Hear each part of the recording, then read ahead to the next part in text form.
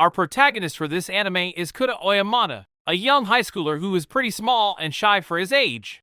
Despite his childish looks and height, it seems that Kuya is well loved by Chizuru Minamoto, who can't stop hugging and getting clingy with him when she sees him on her way to school.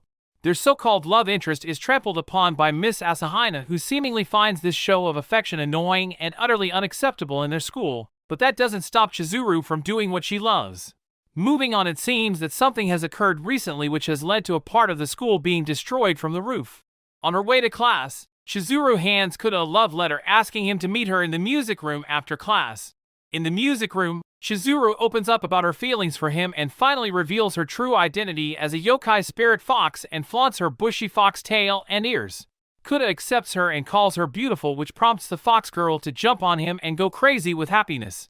The little intimate moment is interrupted by Taira, who is Chizuru's brother and says humans and spirits can't be together. To prove him wrong, Chizuru possesses Kouta's body, and their power of love allows her to create a spirit bomb to blast her brother away, after which they return back to their special moment. It seems a new girl is in town and her name is Nozomu Ezamori, who could smell a certain scent in the air. Chizuru can't get her hands off Kouta and keeps flaunting her body all around him to get him to do the unspeakable. This scares the hell out of Kouta, who makes a run for it. He does happen to come across Ezamori, who is fully occupied in eating spare ribs. She smells him up and down and thanks him for helping her out and talking to the shopkeeper, who wasn't a fan when she ate all his spare ribs. The next day, our excited vixen creates a spiritual barrier on their way to school and tries to do the unspeakable with poor little Kouta, but the barrier is broken by Ezamori and thus catches the two red-handed. Things seem to get better and better for Kouta, who ends up having Ezamori hug him right in front of everyone. This doesn't one bit sit well with Chizuru, who is now adamant to fight her to win Kouta's love all for herself. At night, Ezamori pays a surprise visit to Chizuru's house, and luckily for her, Taira answers the door.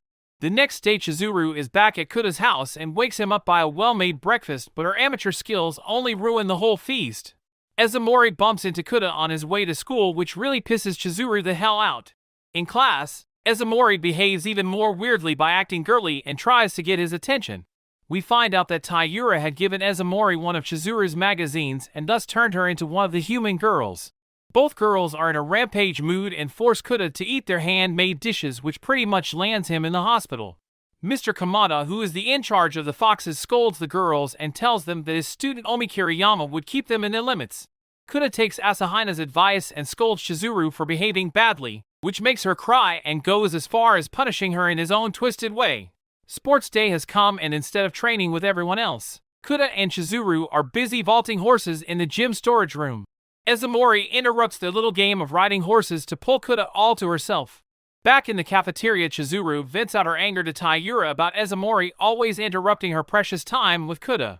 She then gets an idea and explores the forbidden reference room, which contains all the items taken from other yokai. She comes across a bunny outfit and wears it to seduce Kouta, but seems it was a cursed costume and the doing of Jorai Spider Lady, who will suck out her spirit and possess her body. The costume gets a mind of its own and freely roams around the campus, changing everyone's clothes into perverted costumes. Chizuru falls down in the hall and slowly breathes her last breath while her spirit is being sucked away, but to her rescue comes Kouta, who saves her by a passionate kiss, and Chizuru enters his body and the two destroy the cursed item. We get a surprise entry, and it's none other than Saku, the brother of Ezamori, who breaks the super strong barrier that Chizuru had kept earlier to do some more inappropriate things with Kouta. We find out that Saku's purpose in town is to see Chizuru and make her his girl. She openly rejects him and says her love for Kouta is everlasting. A jealous Saku binds a bracelet on Kouta's hand, which afflicts him with pain if he ever gets horny. He further blackmails Chizuru to be his girl, and only then he shall remove the bracelet. Chizuru, out of love for Kouta, doesn't meet him for days and even avoids him when he knocks on her door to ask about her. This could not be tolerated by Taira, who seeks help from Omi Kiriyama to put an end to Saku. They team against Saku but end up being defeated, followed by Chizuru, who also falls helplessly on the ground. Kouta saves his girl from the clutches of Saku, and the two seal their powers with a kiss and thus unlocking Fox Mode. Together, Kouta and Chizuru are unstoppable, and they put an end to Saku's reign and force him to remove the bracelet and leave the two passionate lovers alone. New Year is here, and for once things seem to be at peace at Kouta's place.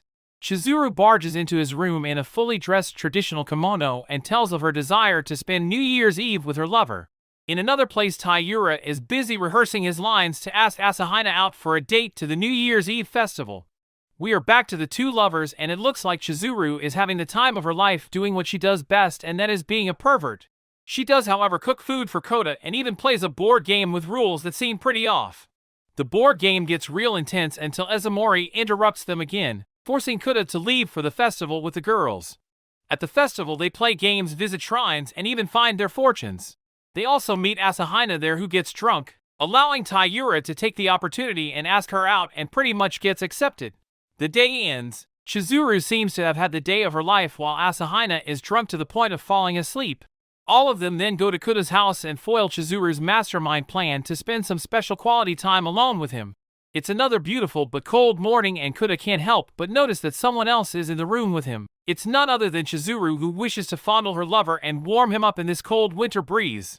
On their way to school, Kouta feels nostalgic and recalls his life in the village to Chizuru. Their little journey is stopped short when Yukihana, a female wearing ninja-like clothes, recognizes Chizuru. It seems her mother has ordered Yukihana to confirm the rumors that her daughter is chasing a human boy out of love and to stop her. However, our stubborn Chizuru isn't one to back down so easily and says her bond with Kouta is stronger than love. This makes Yukihana test that theory out and produces a snowstorm that traps all the students in the school to test his loyalty and strength. An army of snowmen are also underway to further hinder their progress. Slowly the cold gets to Kouta and the other students. To warm him up, Chizuru and Izumori go out of their way, but when it becomes too intolerable and Kouta slowly gets frostbitten, Chizuru merges with his soul and they together fight off Yukihana, who is amazed by their power. Accepting defeat and the fact that their love is true, she invites them back home to meet Chizuru's parents and to seal the real deal. The whole group has finally arrived on top of the mountains at Tama Springs. They are greeted by a beautiful lady named Tamamo, who we later find out is actually Chizuru's mother. The group go for the hot bath in the springs, and due to the separation in between, Kouta gets to bathe alone. To his surprise, Tamamo comes into the bath and offers to wash his back and even talk about Chizuru. She tells how Chizuru became her daughter 400 years ago through a bond. Chizuru could hear her mother's voice from the other end and out of complete anger breaks down the barrier and enters the boys' bath. She catches her mother red-handed, who has now turned into a golden nine-tailed fox. With that over, they drink sake and Tamamo sneakily adds love potion into Kouta's drink, who then falls in love with Izumori. This breaks Chizuru's heart and she cries her eyes out over this spectacle. However, Kouta regains his senses in time before he could do anything out of script and rushes back to Chizuru. We realize that it was all a test to see if Kouta really did love Chizuru or not. In the end, the group make their way back from a very tiring and exciting vacation. A guy and a little girl with a teddy bear fly over Kouta's house and watch him be spoiled by Chizuru. The girl called Minori, along with her bodyguard named New Requestrin and Ai, which are two assassins, to kill Chizuru. Thus the assassins are off to do the dirty work but fail in their first attempt. They then mix a powder into Chizuru's drink, which happens to make her boobs disappear. This type of punishment is unacceptable for Chizuru, who wishes to die at once but stops after Kouta gives the idea of finding ways to bring them back. Their different methods to do so are very unethical. In their third attempt, the assassins again fail to kill off Chizuru. In a graveyard, Minori is busy summoning demons to destroy Kampo High School and take her brother back. These assassins aren't really good at their job as they fail their fourth attempt to kill Chizuru. Rin and Ai, the assassins, follow Chizuru and the group to a restaurant but get sniffed out by Izumori. They get invited to the restaurant by Chizuru, which is strange since they were told that she is the worst yokai to ever exist. Nonetheless, after the wonderful feast, they regret that they mixed the powder in her drink and go to Minori to cancel the deal, but instead get zapped by lightning by New. Minori's plan is finally in motion and she summons demons to attack the school. Luckily, Mr. Kamada makes all the humans fall asleep and thus with his fighters battle the demons.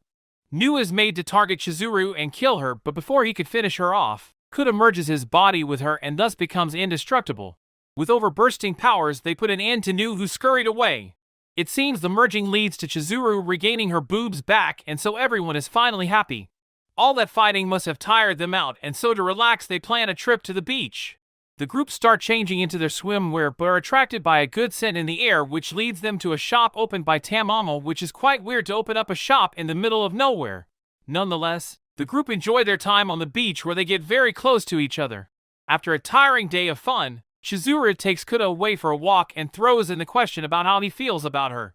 Spring has arrived, and with that the expectations of Chizuru, who can't wait anymore for Kouta's answer to her question on the beach. Finding it difficult to say the right words and propose to her, Kouta panics and runs away. Kouta realizes that he shouldn't make Chizuru wait anymore and be true to her about his feelings. Nonetheless, the frequent interruptions pisses Chizuru off, who tries to have a peaceful picnic with him but is yet again interrupted continuously. Asahina and Taira start dating, simply because Taira had saved her life when she was drowning on the beach. Chizuru sneaks Kouta into the music room and forces herself upon him, but out of fright he tells her he doesn't want it. This makes her cry and run away. Kouta looks for her and finally finds her on the bridge. Mustering all the courage he could, he boldly faces her and says it, "I love you." This wraps up their beautiful relationship and to this anime as well. Please subscribe and don't forget to hit that like button for more such wonderful romantic anime recaps.